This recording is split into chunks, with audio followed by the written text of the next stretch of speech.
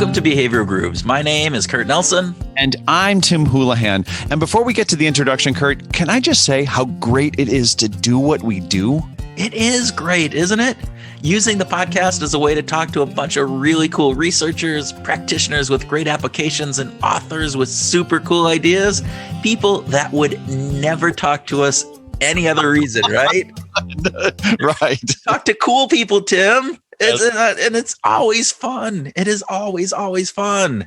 Yeah, man, I couldn't agree more. And this episode is double fun because we spoke to a cool researcher who is also, guess what, a podcaster. It's sort of like a double fudge banana brownie with vanilla bean ice cream experience for me. Okay. I would say maybe it's a super rich double black IPA that you drink on a nice cool night and you got the fire in front of you. I don't know. Wow. Okay. Well, we're going to get to our guest in just a minute. But first, we should tell you about this podcast. Definitely. Behavioral Grooves is the podcast where we unpack the secrets of the behavioral science universe with the help of insightful researchers, authors, and practitioners. Secrets no more. We are here to share the coolest ideas and offer some insights into how you can apply them into your work and your life. And in this episode, we've got some cool research to discuss with you about certainty and persuasion. Yes, we do. Our guest today is Professor Andy Luttrell, an assistant professor at the of psychology at Ball State University.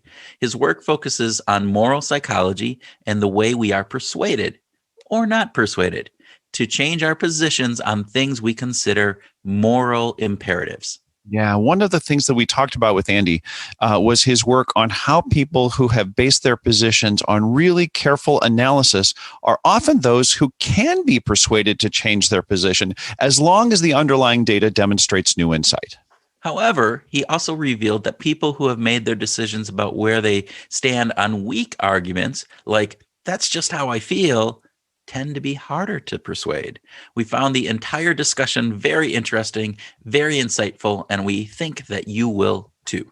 We also want to call out Andy's side gig as a podcaster. I mean, his podcast is amazing. It's called Opinion Science, and it's a show about our opinions and where they come from and how they change.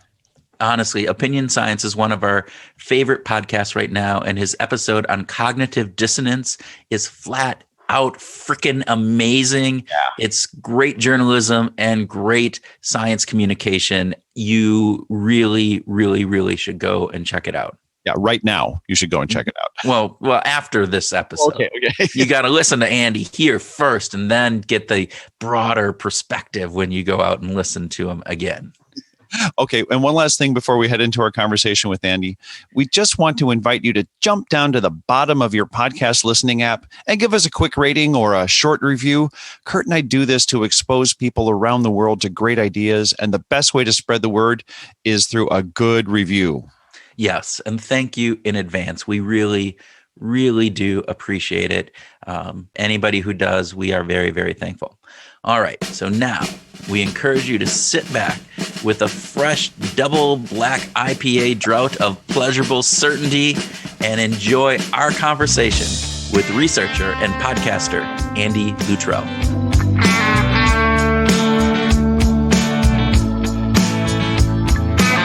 Andy Luttrell, welcome to Behavioral Grooves.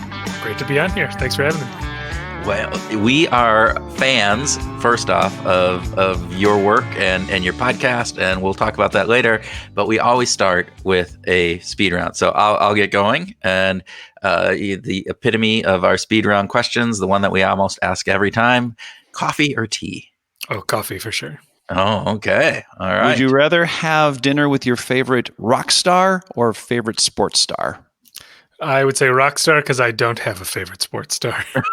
There you go. Okay, fair enough. All right. Well, Tim likes that. All right. Would you rather learn a new instrument or a new language? Probably language because I think I could actually do that because I can't learn an instrument. So you're projecting out I'm being actual very practical about it. Yeah, there you go. All right, good. If you could be a podcaster full time, would you be willing to give up your research and teaching gig? No, I don't think so. Okay. So let's talk about that. Sure. You started a podcast just April of this year. Mhm. This is the classic COVID podcast, right? You had nothing else to do, so you started a podcast. Well, No. I mean, the reality is I had the idea. I'd wanted to do this for years, I think. And I had finally, gotten committed and I was going to do it. I got all this stuff. And then COVID hit and I thought, okay, well, I guess that worked out because now I can actually reach out to the people I want to talk to, and they have more time available to actually give to it. So it was something I'd always wanted to do. But you're right that it definitely found more time for me to work on it because of lockdown. Why? Why did you start it? What was the impetus? If we go back to last fall, why were you thinking, I think this would be a fun thing to do in addition to teaching and researching? Mm-hmm. Yeah, I think so. I've been a long time podcast fan. I've in making it, I'm realizing how long this obsession of mine goes back, because I remember, I think it was like 2005 or so when I started listening, and that was like real early days. Like that was like barely a few on iTunes. Yeah. And I just really loved the format of it and the way that you could tell stories. And then my first year in college, someone introduced me to This American Life. And then I started listening to that and then Radiolab. Yeah. And it sort of just became this thing of like, this medium is such a cool medium to talk about anything and tell stories and have conversations. And so I also have for a long time been into like science communication and trying to share psychological science broadly through internet videos or teaching or whatever. And it just sort of felt like, well, of course, right? Of course I should make a podcast about the things that I'm so interested in. And it took a while to settle on what exactly that would look like what the format would be, what the topic would be. And then I finally thought, all right, I'm sick of trying to find time to do it. I'm just going to do it. And there we are.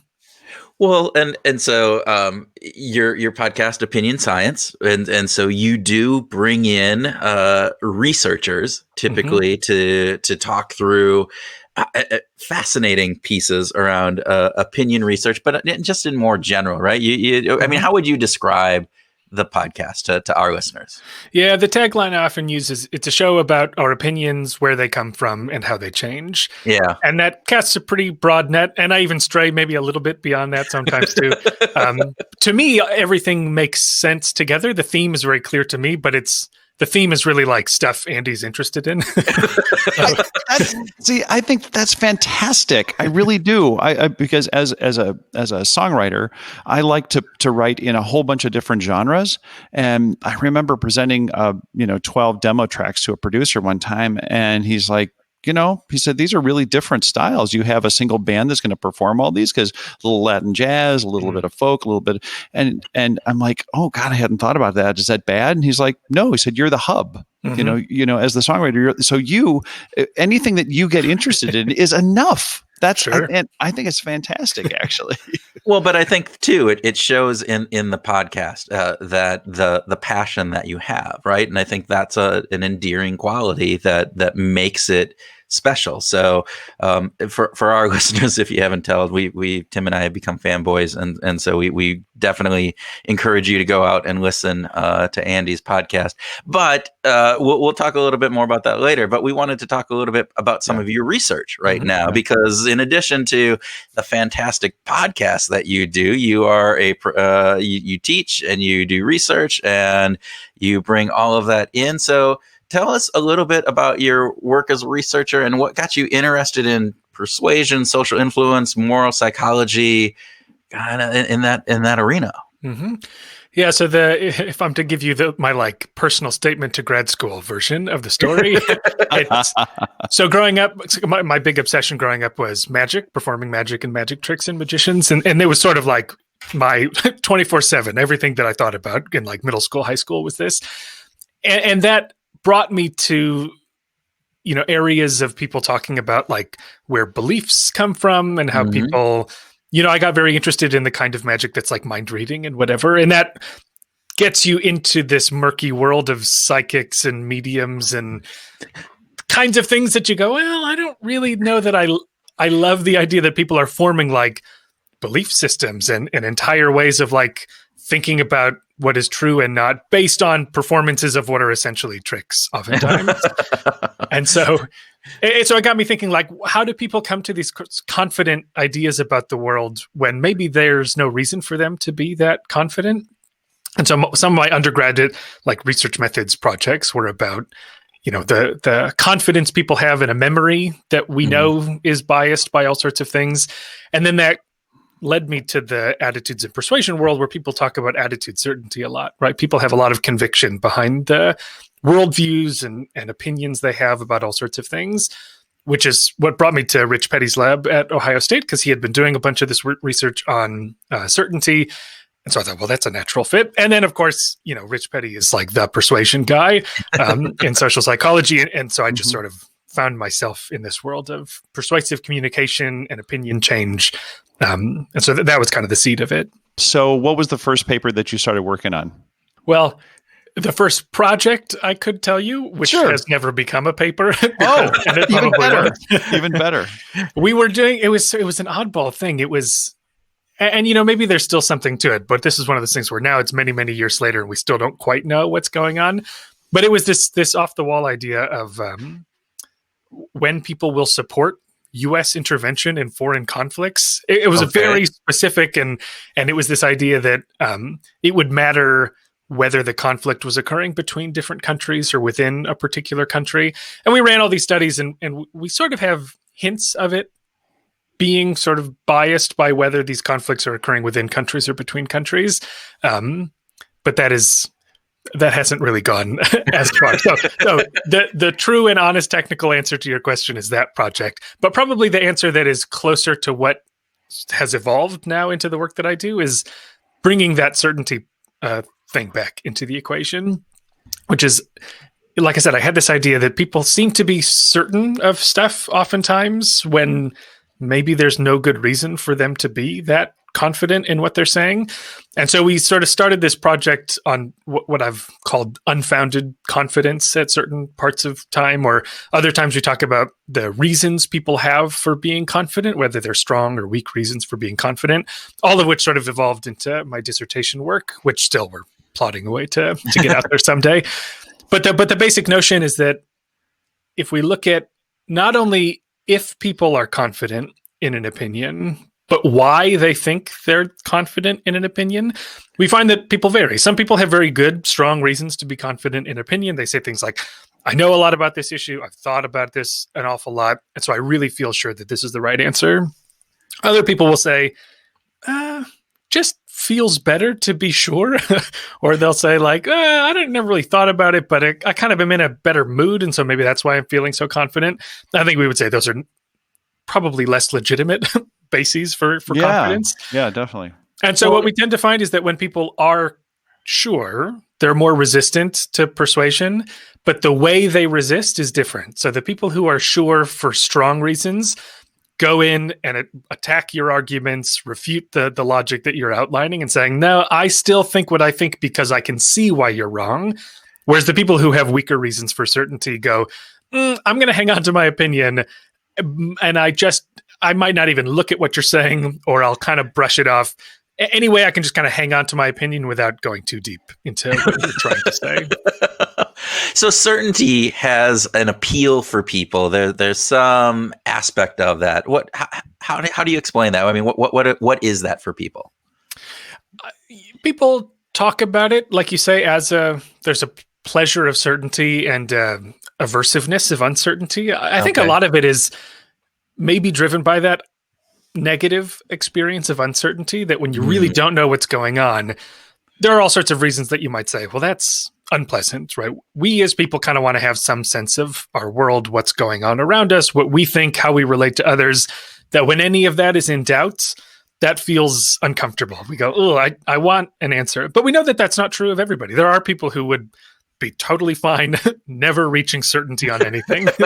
Really? Yeah, there are some of those. I mean, is this a large portion of the population? I'm sure it's not huge. I mean, it's a continuum, right? Most people are somewhere in the middle, but you have people who extremely prefer certainty. I'm thinking especially of like Krugolansky's idea of need for closure. So some people have a strong need for closure. They go, I need answers to my questions. I don't necessarily care what those answers are, but I just want a quick answer to my questions. Whereas on the low end of that continuum is the need to avoid closure. People who go, no, I don't want to reach a conclusion yet. I need more information. Wow. And so I'm happier to sit in this sense of uncertainty for a longer amount of time. So it sounds to a certain degree that there's some personality aspects that align or correlate with this. Have you found that to be true? Has there been research done in that arena as well? Yes. So there's a new paper out that shows that there is an individual difference component of certainty, that some people just kind of have this tendency to evaluate stuff with certainty across all sorts of topics, right? Topic A, B, and C. If you're confident about your opinion on one of them, you also tend to be confident in your opinion about the other, and vice versa. So, people who are unsure about one topic also tend to have a kind of natural uncertainty about most of the things that they're evaluating. Interesting. You wrote that greater ambivalence was associated with greater instability as attitude certainty increased. Mm-hmm. I think that is a fascinating idea. Can you talk about the paper that came from? Yeah, so that's an idea about whether attitudes or how much attitudes bounce around over time. So sometimes people have their opinion on this topic, and that remains their opinion every time you ask, right? Whereas other people, the opinion I give you now might be a little different when you ask me tomorrow, might be a little different from when you ask me in a week. Yeah. And so in general, you might expect that the more confident people are, the less that opinion is going to bounce around, right? If I'm really sure that I think organic food is wonderful, then tomorrow I'm also going to tell you organic food is wonderful. But what you point out is that we find that is dependent on whether people have a really clean, clear, one-sided view of an issue, or whether their view of the issue actually is kind of a mix of potential positives and negatives. So sometimes people can have a mix of there are good things and there are bad things. And I'm sure, I feel pretty confident that I've spent the time needed to realize the positives and negatives. But the curious thing is it means that confidence might actually signal that you're more able to bounce around, right? Meaning today, as I think about the negatives, I'm feeling like I don't like this thing that much, right? And I'm really sure, right? Because I know that there are definitely negatives. But tomorrow, when you ask me and something else in my environment is kind of cueing me to the positive aspects of this, I'm also pretty sure of all the things that I thought. And I go, no, this thing is actually great. And so it's one of those weird times where potentially certainty in some instances would lead you to be a little more unstable over time in how you see something. Yeah. And to a certain degree, is that from this aspect that you find that people have looked at things from multitude of perspectives, and thus the context that they are in is priming or prompting the appropriate associations to come up from one perspective or another? Is that kind of the hypothesis around that? Yeah, that's the idea, that your opinion is, if it's a mix of positives and negatives, the environment might cue you to think more about the positives or the negatives. Even like if I'm just a survey maker, I need to be careful about what questions come before the question I care about, because sometimes those questions cue you to think about this topic in a positive light and sort of draw you in to see it positively in the moment. Whereas other questions might cue you to think negatively. And if you're also perfectly sure that there are negative parts of this thing, it might more easily nudge you to see this thing as negative. Oh, man. Yeah, that's fantastic. Let's turn the page just a little bit, because you've done some research into ways to effectively communicate the importance of social distancing. Mm-hmm. And how did you go about studying this? And because I think this is particularly fascinating, how you actually went about studying this social distancing stuff, and what did your research reveal? Sure. So yeah, the backstory of that is, going back to this idea that attitudes can be certain or uncertain, and that affects how strongly people hold those attitudes, how easy it is to change those attitudes. We started to think that morality would be an important part of the puzzle as well. So the more people connect their opinion to a sense of what's morally right and wrong, the harder it should be to change their mind. And there's been research to show this. We found some similar kinds of things before. But we also started to think, well, maybe one of the reasons why moral attitudes don't appear to be persuadable is that the arguments people are delivering in a persuasive message just aren't targeting the morality of the issue, which is what someone would care about if they have a moral take on this issue. And so if you think one of the topics that we used in the first paper on this was recycling. So if I see recycling as a morally good thing to do, right? I not only support recycling, but I think it's a moral issue. If I try to convince you, actually, recycling is really expensive and it's inefficient and blah, blah, blah, sure, those might be compelling arguments, but they don't address my actual interest in this, right? It's not about the morality of it. I can go, it can be as expensive as you want it to be. I still support it because it's the right thing to do. Mm-hmm. And so we thought, well, that maybe is why that resistance is happening. And so what if instead you made a moral argument to a person like that and said, well, maybe there are ethical reasons why recycling might not be good, right? There are environmental problems. It overburdens. You're adding more trucks onto the road, which pollutes the environment more. And that's, makes it impure and harms wildlife and whatever. So now all of a sudden it's a moral argument. And what we find is that when you do that, this resistance that moral attitudes have to persuasion goes away. And in some cases, you could even see that people become more open to persuasion when the persuasive arguments are about morality. So that's sort of the backstory. We sort of thought, okay, this is this interesting case of tailoring your arguments to what the audience really cares about. And you can start to see that moral resistance fade away. And so for social distancing, we wanted to explore something a little different, but hang on to this idea that some people are going to be really receptive to moral messages, and some people might not be as receptive to those messages. And as I was seeing, I remember just watching a PSA on TV about social distancing in the very early days, and it was all about, like, do this for your community, right? Stay at home so that people don't get sick in your community. And I thought, gosh, that sounds quite a lot different from how other people have talked about it, of like, oh my God, you need to not get this virus because it'll harm you. Yeah, it'll be a problem for you. And it's saying, well, is that a difference in moral? Like, do people experience that as a difference in moral arguments, right? That if I tell you stay at home to keep yourself healthy, that's kind of a pragmatic, selfish reason to stay home. But if I say stay home to protect your community, that seems like a moral obligation that you're trying to convince me to uphold. And so what we found was that, yes, in general, when you appeal to this sense of community and helping others, kind of on average, there's this tendency that people find that version of the story more persuasive, which connects to all sorts of like other health messaging research from before us. But we found that was especially preferred among people who already saw public health as a moral issue, right? So again, this is an audience who already sees this issue through a moral lens. And so this protect your community argument was more compelling to audiences who were ready to see this issue as a moral issue. Whereas for people who don't see public health as morally relevant, it turned out not to really matter whether you make a selfish pitch or a community pitch. So extrapolating that out, right? So many of the people that may not be, that will just look at mask wearing, right? And it has become politicized, and it has become a signal, right, to maybe some of your political or maybe even some moral underpinnings of liberty in various different pieces. So extrapolating this messaging out, if we're to try to do moral messaging about others, if somebody doesn't already hold that opinion that this is a public health aspect, then that type of moral message won't work. But is there another type of moral message that you could see that may touch in maybe on some of those people who are more resistant to wearing a mask for some of those reasons? Is that a long-winded question that went round and round?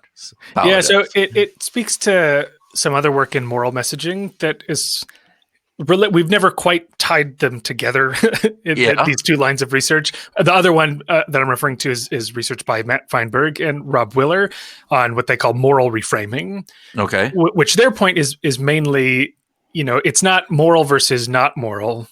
It's one version of a moral message compared to a different version. So, like you're saying, I can draw on different kinds of moral values, and they have all these data showing, mostly comparing more liberal to more conservative audiences, that different versions of a moral message are going to resonate differently with those two audiences. So conservative audiences tend to have stronger values on things like purity and authority and community.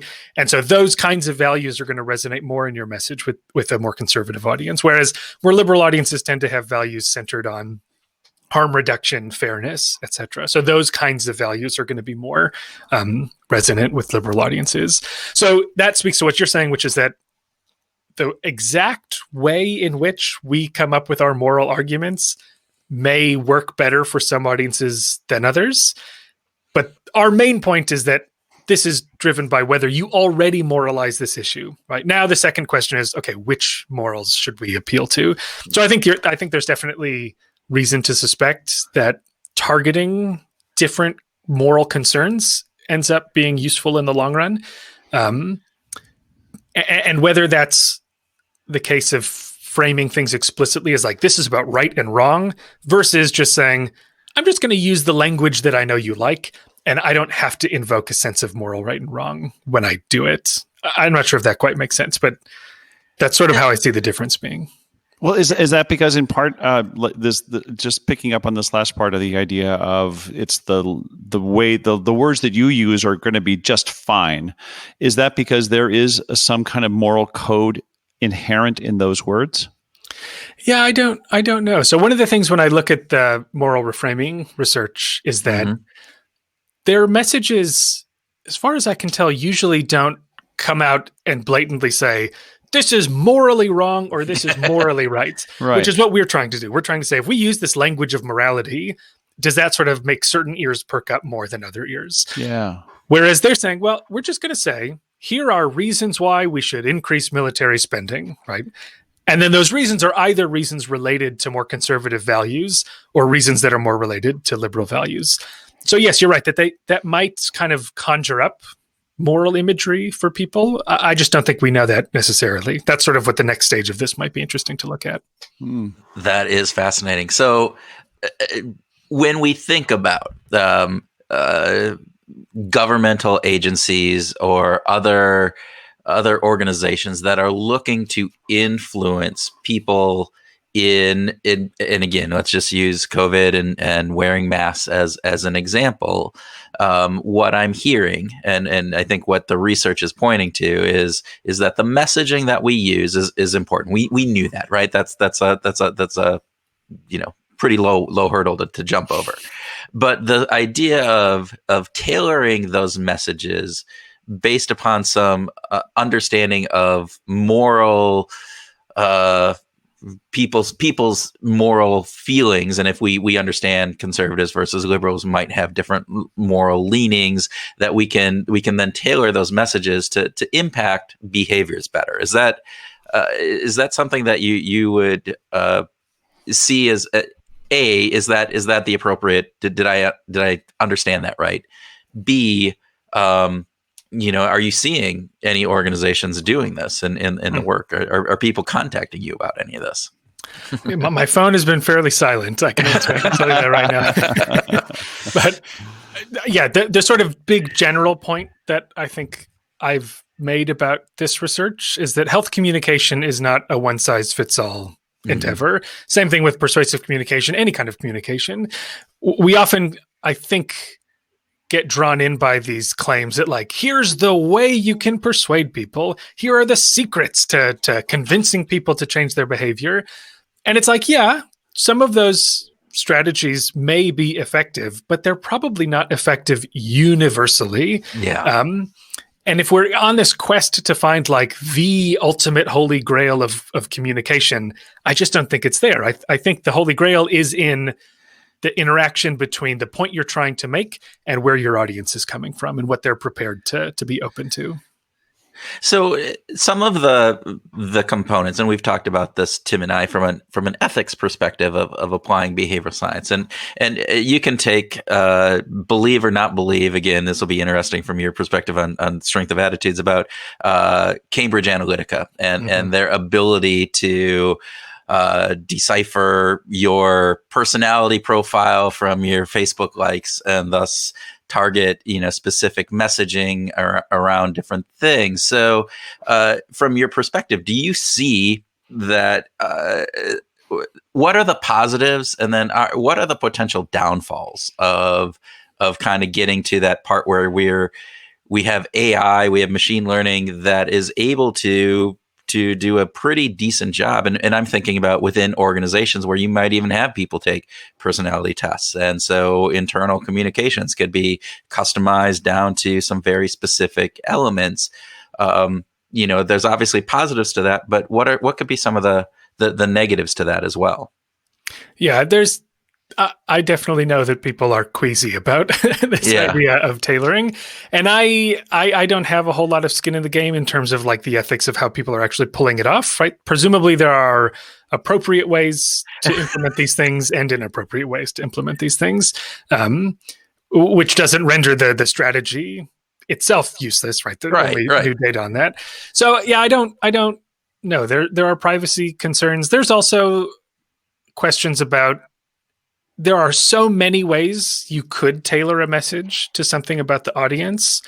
And what we don't, I think, have a strong enough sense of yet is like which kinds of those tailoring are really the most effective. Right? So if I go, I counted up all of your Facebook behavior for the last, 15 years or whenever Facebook was invented. I have every click you've ever made.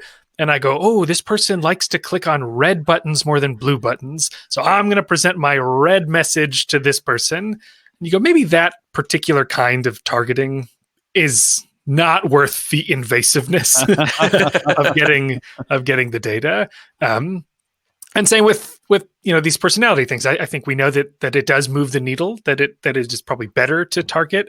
But if you go, well, I'm faced with either this activity that everyone says is unethical for a minor gain in persuasion, right? We know that maybe you'll get a real gain in persuasion versus I can still get my message out and half the people who get it are going to be really into it and the other half may be less into it because it doesn't resonate with their disposition, but I didn't have to violate people's sense of privacy. Maybe that's fine, right? And so one of the things too is I'm curious whether, and I don't think we know this very well, but if I just deployed 5 messages broadly, all of which appeal to different kinds of things that different audiences might resonate with, is that enough, right? If you see a message that conflicts with your disposition, is that actually going to backfire? Yeah. Or is it just not persuasive to you? But once the version that speaks to you comes along, you go, actually, okay, I can see how this one, and now I see how this makes sense. Yeah. And you didn't have to dig into my browser history to do that. or look at your the message of your personality profile that the company has on record. So there you go. I'm curious. We've had in the world of behavioral science, there's been a lot of discussion about a replication crisis. Just in general, do you think that there is a replication crisis, or how do you think about that? Oh God, that is a giant question. So we like to offer softballs for you. Big questions, Andy. Answer the big questions. I struggle a little bit with. So what I'll say is, for sure, we have evidence that there are parts of psychology that aren't getting replicated. And so, we can't deny that when people are redoing studies, that we're not finding those results again in a substantial number of cases. It's how we interpret that I think is where a lot of these debates come from. Does this mean that we should throw out everything that was conducted more than 5 years ago and start over? Or do we say, it's fine, come on. Most of this stuff is probably fine, and it's just these replicators aren't capable of finding the things that we know to be true. Right. So those are kind of the two extreme ends, and I'm obviously somewhere in between, where I think that there is a lot of stuff from the past that, if this effect has been shown over and over and over again, sure, it could be lots of false positives and, unethical manipulating of data over time that's gotten you to that point. But presumably, that just doesn't seem to be like the most common explanation for how you'd get paper after paper after paper showing a similar kind of pattern of results. But I do think that there is a little bit of a problem with the way that our field works in terms of, you're trying to get something brand new that no one's ever heard of before published into a journal. Mm-hmm. And that might encourage you to sort of leap on phenomena that end up not to be super strong once you test it again over time. So I think we probably have a literature that's littered with stuff like that. And since this idea of like programmatic, small steps, building up a theory strikes me as a little harder to do with the incentive structures that we have.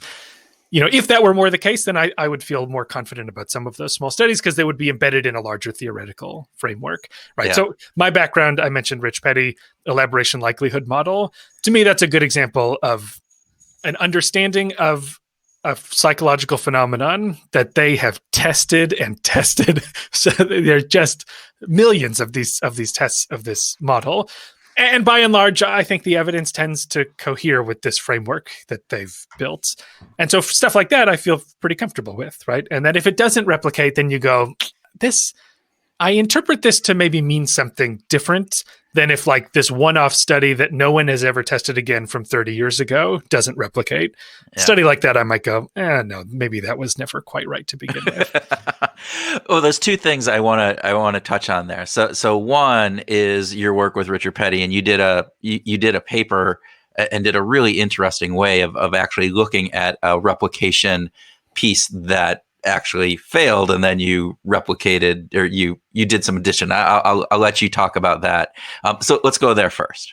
Yeah. So exactly what we replicated is maybe less relevant to the conversation, but basic gist is Rich and others found years ago that people who like to think tend to be more persuaded by strong arguments than weak arguments, but people who don't really care to think very deeply about questions show no real difference between strong and weak arguments in terms of how persuaded they were. Kind of very basic elaboration likelihood model stuff.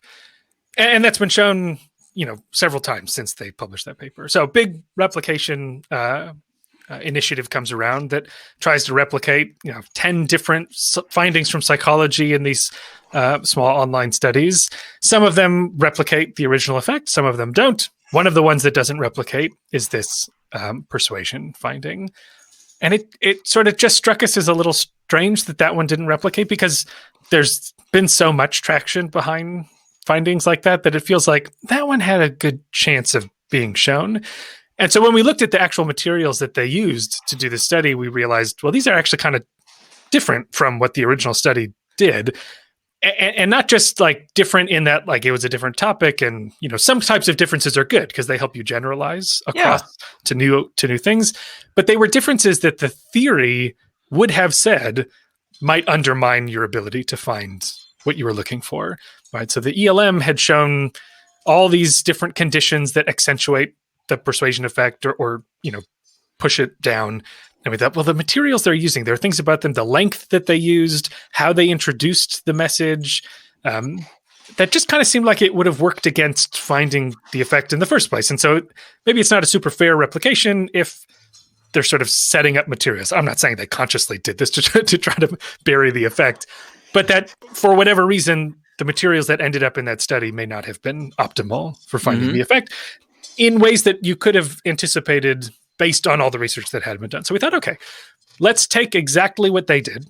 We're going to do it ourselves. Just take their materials. All the things we said are probably not going to help you find the effect. We'll see if we can find it or not find it, whatever. And then we're going to tweak the things that we thought were problematic to say, well, really, you would have wanted to have a message like this. You wanted to introduce it in this way, blah, blah, blah. And what we find is, I don't know if we're probably there have been other replications of non-replications, but we replicated their failure to replicate when we used their materials.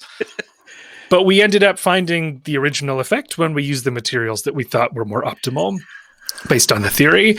And then the crazy thing is this spun out of control, because then they said, well, before we publish your thing, we're going to go to these replicators, see what they have to say about it. And they said, well, the thing we want to do is replicate your replication of our replication of the original thing. Oh, no. Seriously.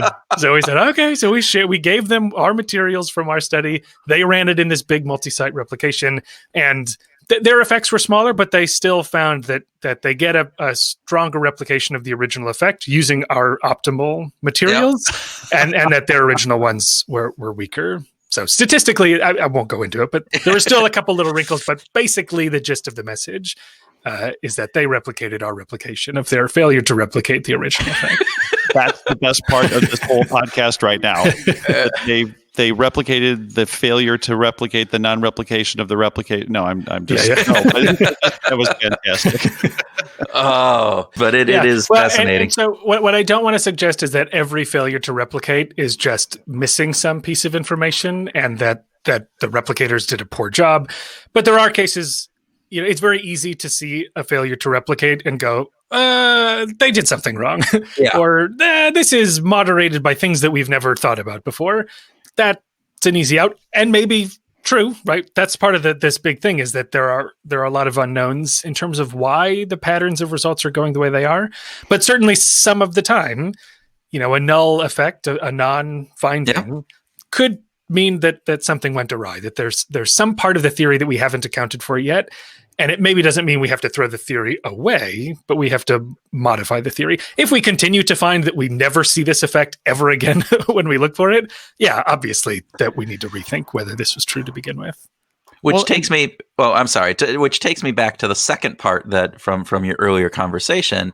Is some of the issue, in your opinion here, the way that these studies get communicated out probably more to the general public than maybe even internally inside research fields and various different things, but they get generalized. They this idea that this one study, and now you generalize it either to the larger population when it only studied a certain subset, or the generalization was on a specific specific element, and they just like, oh, this now applies to everything across the board. I mean, do you see that as part of the component here that is going on?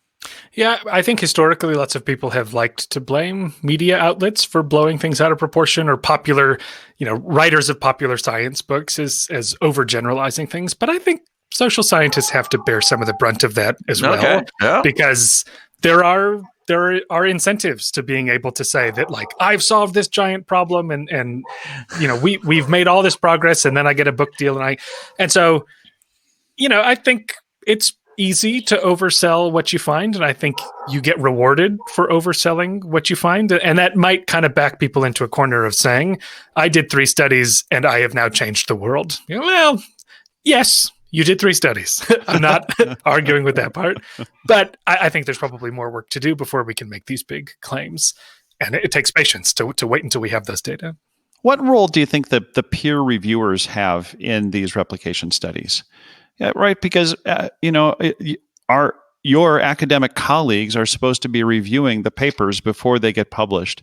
Do you think they're, for lack of a better word, just not doing their job?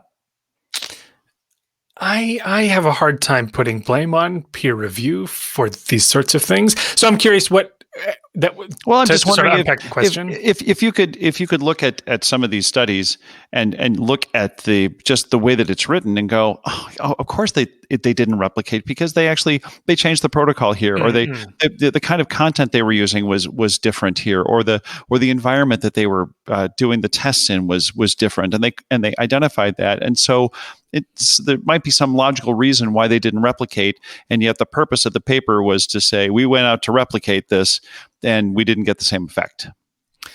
Yeah, so some of them are difficult. So some of these big replication things are like, we tried to replicate 100 findings in psychology. And so if you're a reviewer, you'd be like, I have to know 100 theories to be able to know whether all of these were done correctly. So I kind of have to take it on faith that they did what they need to do. And, to the credit of people doing lots of these kinds of studies, often they will reach out to the people who came up with those original protocols to be like, here's what we're going to do. Let us know if you think that certain things are important. And so then if those don't replicate, we go, well, maybe there are... One way to explain it is to say, well, there are just things that we didn't ever codify in the original theory that turn out to be important, which again may have merit, but may also just be a cop-out to say, this other thing is important and don't worry about it. And so peer reviewers, I think, the model for what makes a lot of sense are these like registered report type of replications where it's, here's my plan. We would like to replicate this effect. So we're going to get someone who was on the original team to review my plan before the data come in. I get someone else who's unfamiliar with the theory and could maybe look more critically to be like, well, why would you ever do it this way? And then we see the data and we see what they mean. again, we still only have one study then. If it ends up not finding the original effect, I'm still unwilling to say, well, that's it. Theory's gone. Yeah. But I think it gets us closer to the kind of collaborative replication that would help mitigate some of these issues. Okay. I'm going to switch over to your podcast. Sure. All right. So a couple questions here. So 2-part question. So Opinion Science, fantastic podcast. Again, listeners, go out, listen to Andy's stuff, and then come back to us, even though Andy's is better. But come back and listen to us too. But the 2-part question. So you've done just over 20 episodes or so, so relatively new. But is there anything you learned or that you gleaned in doing those 20 plus episodes that you found surprising? And then second part of this, is there any episode that you feel most proud of? Yeah, so things that I've learned. One thing I have found that's interesting in doing it is I've become more attentive to research that I wasn't familiar with before. And so if there's any glimmer, I hear something, ordinarily I would have gone, oh, I'll read that someday. Now I go, oh, that person could be on the podcast. So let me read what they do. And then I'm discovering people's work who I really wasn't sure, or even friends of mine whose work I wasn't as familiar with. I knew them personally. I thought they're great people. And then I read their stuff and I go, oh my God, this is cool. Wow, you're brighter than I actually thought. So I think my own education is really broadening. I've joked that even if no one's listening, I'm still learning so much by doing this podcast, by reaching out to people and getting new perspectives on questions. I just talked to someone the other day who just totally took a different perspective on me on issues in persuasion. And I was like, wow, okay. I guess now I have to think about this. I would never have really read too deeply into it if I hadn't had to spend, an hour with you talking. Yeah. I think that's it. All right. So any favorite or just, episode that you just feel really proud about, or it could be more than one. Just as long as it's not all 20. So, yes, right. Well, yeah, that would be such an easy answer too. All 20. All of them. I think, so 2 come to mind. The first is the interview I did with Masrin Banaji on implicit bias. And so, she's someone who is a recognizable person. She's done a million media interviews and TED Talks and whatever. But I was able to talk to her in a way that was really more like, okay, if you want to learn about implicit bias, here are 3 billion places you could go. But if you want to know where, the story of where it all came from, this is the episode where we do it. And sort of at the end, she was even like, I've never really told some of these stories before in interviews. And so this was super cool. And so she talks about, my favorite image is she talks about being in her apartment in New Haven when she took the IAT for the first time. And she's like, I had a desktop computer on my dining room table. That's where I did my work at the time. And I got a little disk of a computer program from Tony Greenwald, and I put it in my computer, and I took the IAT. And I just remember vividly being in my dining room and being like, oh my God, something is wrong with this program. I couldn't be this biased. And should we even be allowed to tell? And the story of her husband coming in, and she said, husband, take this, program that we developed. And he was like, you don't let anyone take this, because this is a scary innovation in the way we do our work. So to get a story like that, that's just one example of her telling these stories of where the ideas came from, her own history as a grad student studying memory and how that morphed into implicit bias. And so I just felt so fortunate. She kept telling these stories, and I was like, yeah, keep going. I'm not hanging up anytime soon. So for sure, I think in terms of the interview ones, that to me stands out as personally a super rewarding one. And then the other one is the cognitive dissonance one that just came out. So this was an example of when I said I was sort of toying with starting a podcast. It was either I'm going to do an interview one, which is a little more straightforward, right? Have a conversation, record it, do some editing and whatever. And so that definitely I can do more of them. But I really love shows like Radiolab I mentioned, or 99% Invisible, or Science Versus is one that really sort of got this into my head of a narrative science podcast. And so the cognitive dissonance episode, I interviewed a handful of people: Elliot Aronson, Joel Cooper, Jeff Stone, April McGrath, Mike Kazanaga, who all have something to do with the story of dissonance. and tried to tell it as a story, like a radio story about the history of dissonance, what it means, what the research on it has looked like, in a way that hopefully is kind of like an immersive audio experience. So I'm not an audio engineer. I don't know. Maybe maybe it's garbage when you listen to it with that kind of ear, but I really enjoyed it. Yeah. No, it's a fascinating and absolutely brilliant exploration into that, and the fact that you brought in these people who knew Leon Festinger and had that experience. And again, you talk about the stories and the stories they tell about sitting, having lunch with Leon every Saturday in New York or whatever, once a week in New York, and talking about him as a person and not just the research. And then bringing all of that in, I thought was really well done and very, very, very informative, as well as engaging from a story perspective. So, and I just want to pile on to your conversation with Banaji about the implicit bias stuff, because I've watched a bunch of her YouTubes, and I've listened to her and read a lot of stuff, and I came away with so much respect for the conversation that you had with her, because she was so personal and even revealing, just as you said, well, I don't think I've ever actually talked to anyone about this in this way. Like, that is the ultimate compliment to pay to an interviewer. And Andy, you just did a fabulous job with that. I thought that was a fabulously produced episode, and you got to some really, really great stuff. So those would be two great recommendations for listeners to go out and check out. But we have to ask you right now, what is on your playlist? I forgot. Yes. I had somehow convinced myself this part wasn't going to happen. You know better. Come on. I've been digging actually recently into like what I was listening to in undergrad a lot lately. I don't know what it is about this time, but on my drive, so I have this long commute so I live in Columbus, Ohio, but I work at Ball State University in Indiana. So I'm making this long trek back and forth every week. So that's plenty of time. Usually I'm listening to podcasts, honestly, but toward the end of the drive when I'm getting tired, then I throw on some music. I was just thinking the other day that revealing of who I am is that when I was in middle school, my favorite CDs were Weird Al Yankovic and Blue Man Group. That is eclectic. Such a bizarre combination of things. That is. So that highlights it. But I'm a lot of like the 2005 to 2010 era indie rock type stuff sort of is the stuff that I'm into. And then when I write, it's a lot of like movie soundtracks and mostly from animated films. There was a time when I went to school to be a film animator, and that lasted a couple semesters before I left. But that's always in my back pocket as sort of this nostalgic thing that I love. Do you have any favorite animated film soundtracks?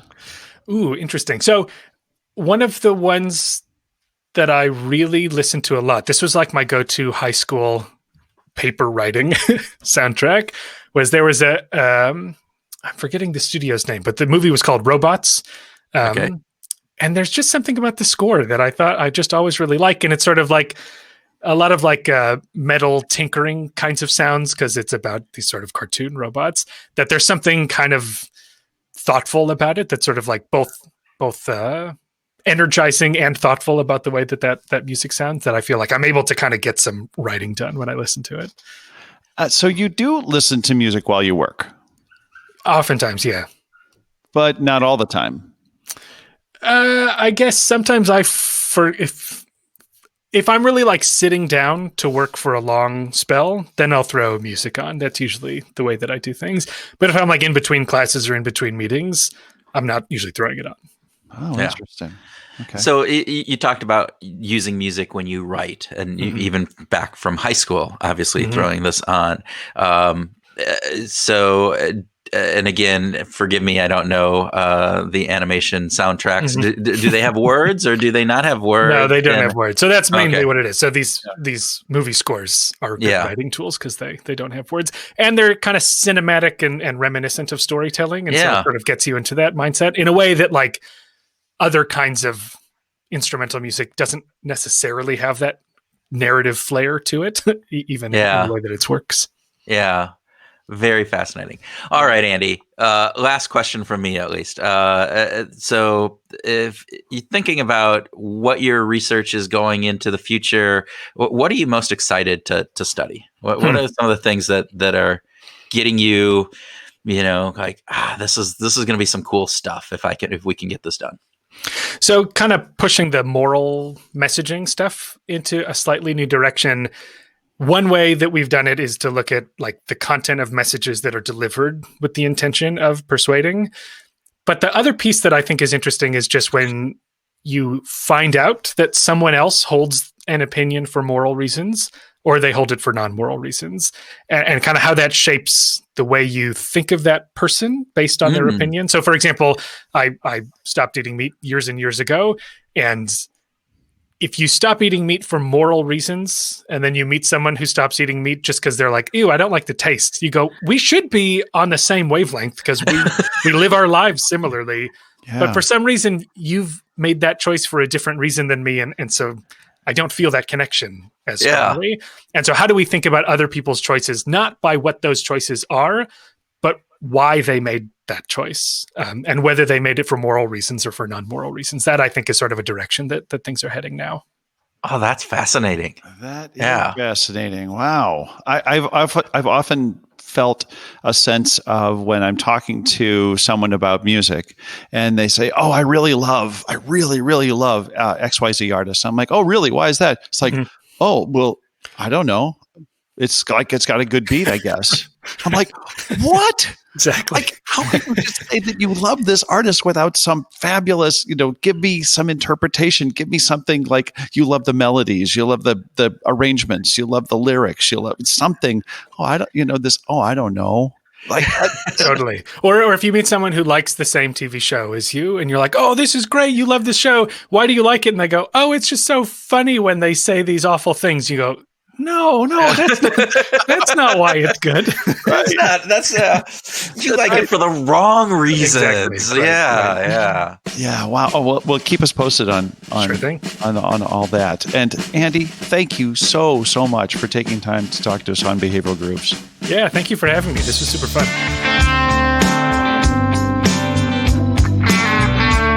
Hey Groovers, welcome to our grooving session where Tim and I groove on what we learned from our conversation with Andy, have a free-flowing discussion, and talk about whatever else comes into our morally hardwired, unchangeable brains. Well, unchangeable. We've got brain plasticity too, don't we? I mean, we not when I hold a moral argument and you are telling me all the data and information in the world. It doesn't matter. Don't care.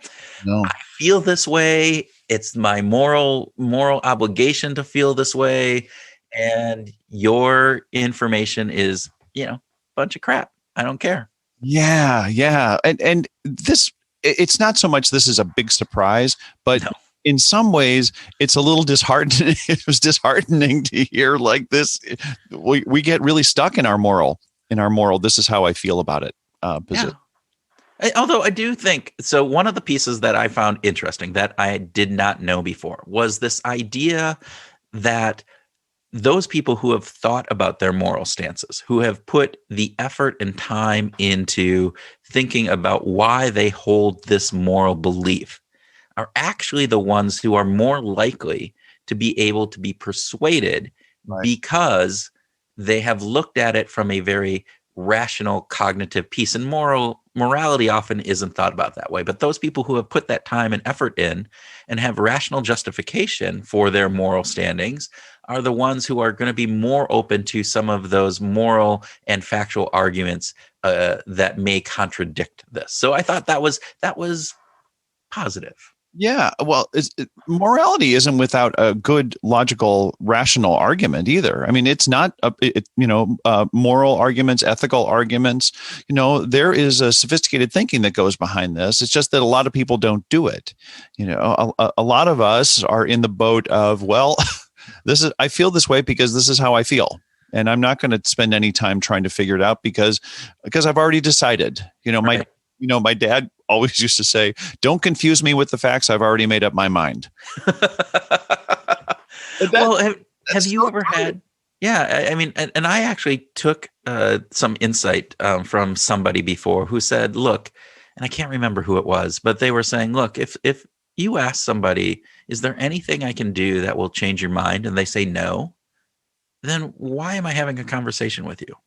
Why am I having a debate? Yeah, In other words, it not necessarily a conversation. You can have conversations about a lot of things, but if I'm trying to persuade you or you're trying to persuade me, and my mind is so closed off that anything, if I gave you the best argument in the world and you say nope, that doesn't make it won't make a difference for me, then why am I trying to do this? And I've actually had people where I've had a friend of ours, you know who I'm probably talking about, right? Where we were out at a bar one night having a big long conversation over some, beers and highfalutin things. And, I just asked, is there anything that I can say that will change your mind on this? And he said, no. And I said, then let's not have a conversation about it because it's just pissing me off.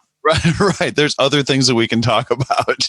Exactly. Exactly. Well, and the other part of this that is fascinating is how Andy is leading us into with his research the idea of using moral arguments or moral messaging in a way that is persuasive, right? For those people who have thought about stuff, the protect your community message around wearing masks, for instance, is a great way of thinking about. I've got a moral. I feel morally connected to support my community, to defend my family, to defend my community. And protecting my community is an important moral stance that I have, that I've come to.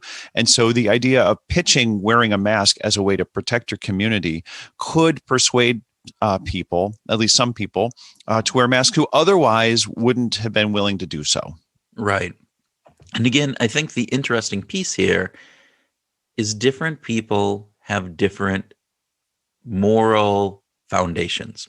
So the interesting part that he talked about when that researcher on masks is those people who felt that the coronavirus, the health issue piece that he was talking about, those people who already felt that health was an important piece were the ones more likely to be persuaded by that moral message. People who didn't, in other words, maybe people who didn't see this as a health thing, or that health was as an important moral foundation for them, were not as persuaded by that message.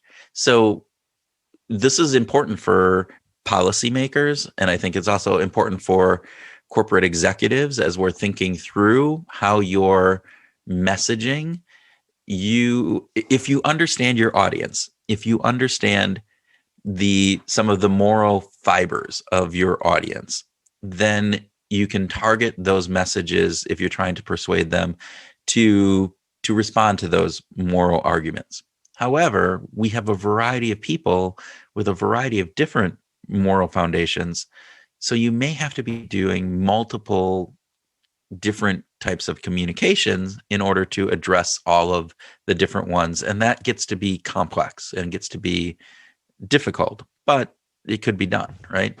I'm also thinking back in the corporate mode, that there are some unplumbed treasures, some really great buried treasures in the corporate value statements. Almost every corporation has a set of value statements, and you think, how often are those paraded out in front of people? I know that a lot of leadership teams go through an annual strategic planning process. And typically at those kinds of sessions, it might even start with, okay, well, here's our company values, blah, blah, blah. Okay, let's move on.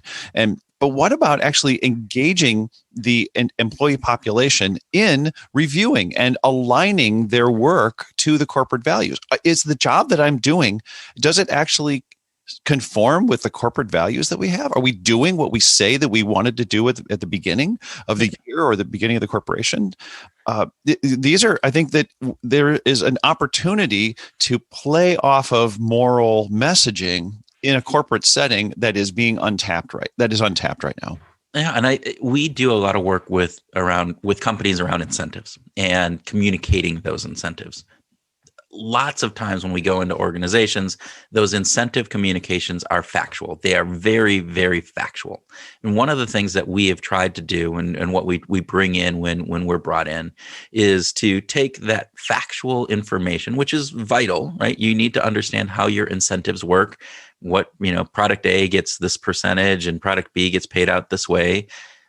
But you also have to put it into the larger perspective. And so how do you tie that into the moral foundations or the values of the organization? So two different ways, right?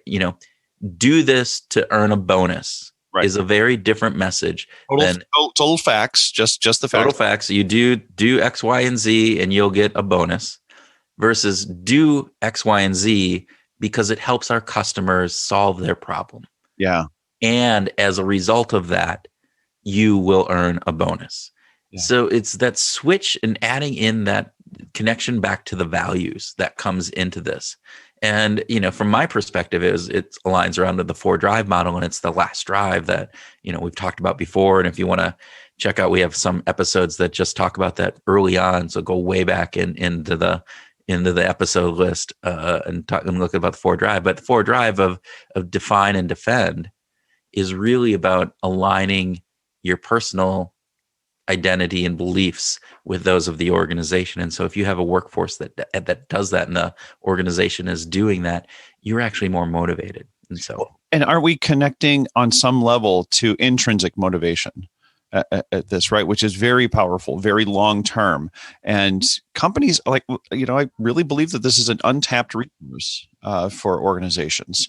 So, yeah. So, Kurt, what else? What else did you want to groove on with? It was a fantastic conversation. It was. There's so many things we could groove on. One of the pieces, though, I thought was really interesting was the study they did on the replication crisis, where they went. I loved this. I just love this idea of replicating the replication that did not replicate the original study. Yes. Yes. But then doing that so that you followed the protocol that the replication did, that you felt, this protocol kind of varied from the original in these 3 or 4 pieces. So let's do that. And then let's replicate the original following that protocol to the degree. Yes. And I love this fact that, when they replicated it with the way the replication one did, the first replication, it didn't replicate. But when they replicated it using the protocol from the very first one, it did replicate, which again just goes back to this point of we need to look at all research with a very skeptical mind, skeptical in the way of making sure you understand how the research was done. How many people were part of the study? What type of mathematical processing did they use? How did they question this? How did they test their hypothesis?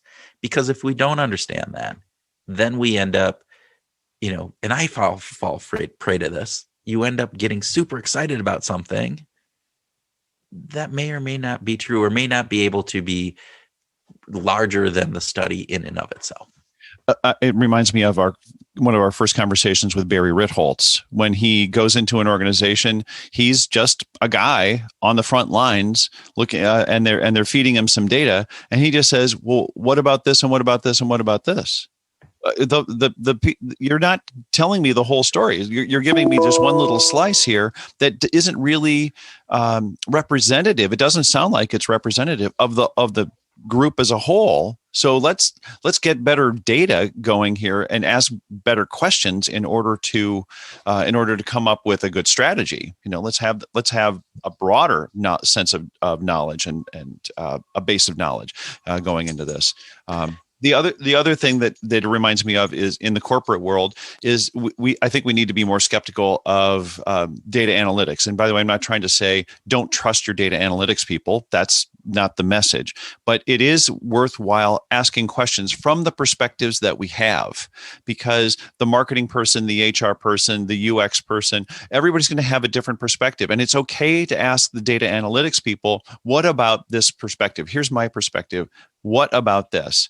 And to dive into that to get better data and better analysis that is more fitting for what the business actually need. Well, and market research, the same thing. Yeah. You have to look at that market research with a skeptical eye. What are the questions they asked? Who did they ask? When did they ask them? Again, the one thing about that we constantly come back to when in this show, and I think behavioral science in general, context matters, right? Context matters in how people respond, in how they interpret things. And so you have to understand the context within which the data science, the market research, the opinions that HR people have. Why do they have them? Try to, peel back those layers and just look at things to try to get down to that core. And I think that's a really powerful thing. And it takes me back actually thinking through, when we interviewed and talked with John Barge, right? He said that you're adding to the literature when we discover these nuances. And I think, we talk about that in research all the time. Yeah.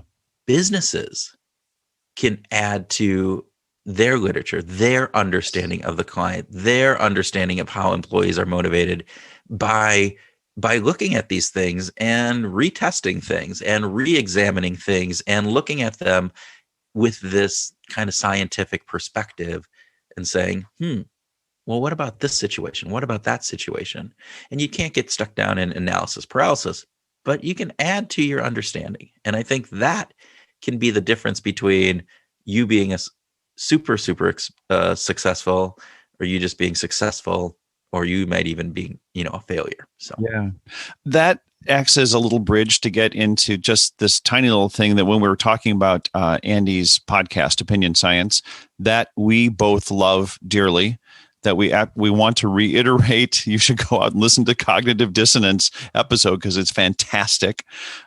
But Andy talked about a fundamental level of curiosity, and when we asked him about what has he learned, he said he's become more attentive to unfamiliar research. Right. And so there's this, what are corporations doing? What are people doing working in big corporations to actually become more familiar and more attentive to things that could help their job, could help their career growth, could help their company in the projects that they're working on? What are they doing to be curious about their own work? And the second thing he says that he's just learning lots of new things because of this. And then the third thing was he's introduced to new ways of thinking about things. He's introduced in, right. And this is what happens when we have some curiosity. And I just wonder what HR departments are doing to encourage not just lifelong learning within a job, but real curiosity. Try to stimulate real curiosity among employees. Well, and you have to think, Andy's a curious guy. He's a researcher by job, but also by nature. Yeah. But the fact that having this podcast is opening him up to more ideas. So again, at a corporate level, if I'm a leader, I'm probably thinking about my business all the time and trying to think of new ideas. But is there some vehicle that I could do? And it doesn't have to be a podcast. It could be a weekly email that goes out to my employees, right, or my team, that highlights, here are some cool things that I found in this past week. Here's some things we need to be looking at. Because that act, if you do that every week, then your radar is up for when those things cross your path. When you see something on a social media thread, or when you see something in the readings that you're doing, the articles that you're talking to, you pay more attention to it, because it is now, there's an availability bias, right? You know what you need to be thinking about, because you got to write this email or this letter to this, or start a blog, or do something, but something that is just consistent, that requires you to be thinking about this. So for leaders, you see those, weekly emails that go out. I think they're fantastic. Yeah. And there's nothing like a goal to help focus your attention. So it doesn't have to be a major goal that you've got to change the world. It could just be, my goal is every week I'm going to summarize some things that I learned this week and share it with my team. Or maybe you don't even put it into an email. Maybe it's part of your weekly meeting. right? And maybe this is a section of your weekly meeting. What's new? And then you can get your team focused in on that. If you think, all right, so everybody has to share what is new, what was something new that they found this week. It could be some interesting things. Again, just getting people to be a little more open and purposeful about finding some of that new information. And I wanted to ask you, one of the things we talked about with Andy when it came to music was about movie soundtracks. And I was wondering if, since we had that conversation, did it bring any attention or focus from you on movie soundtracks? Have you been paying any more attention to movie soundtracks because of that conversation? Was it good priming or prompting, or was it just like blah, blah, blah? Blah, blah, blah. Okay, so for me, I've been paying more attention to movie soundtracks. I'm not a big movie soundtrack person to begin with, no, I haven't. I have not added movie soundtracks to my playlist or anything. The one movie soundtrack that I've paid attention to in the past few years, just because my kids is actually not. It's not a movie soundtrack. It's a musical, right? It's Hamilton. So yeah, which is pretty fantastic. So it is pretty fantastic. Yeah. Well, Groovers, hang around. We're going to do a quick bonus track here just to quickly summarize our episode. And thanks for listening.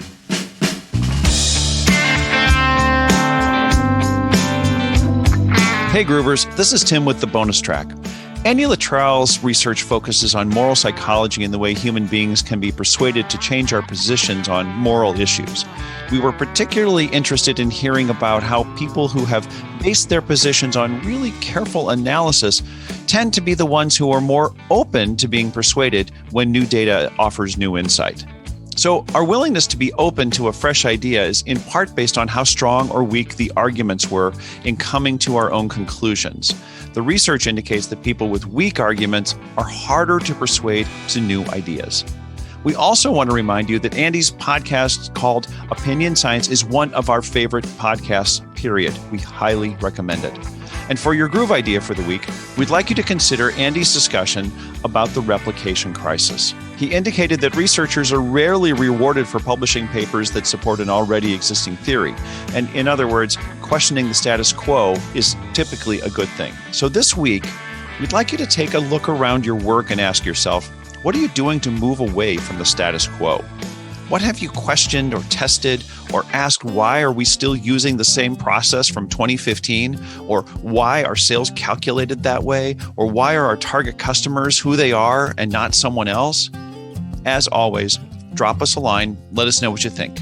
And for now, we hope you go out, have a great week, and keep on grooving.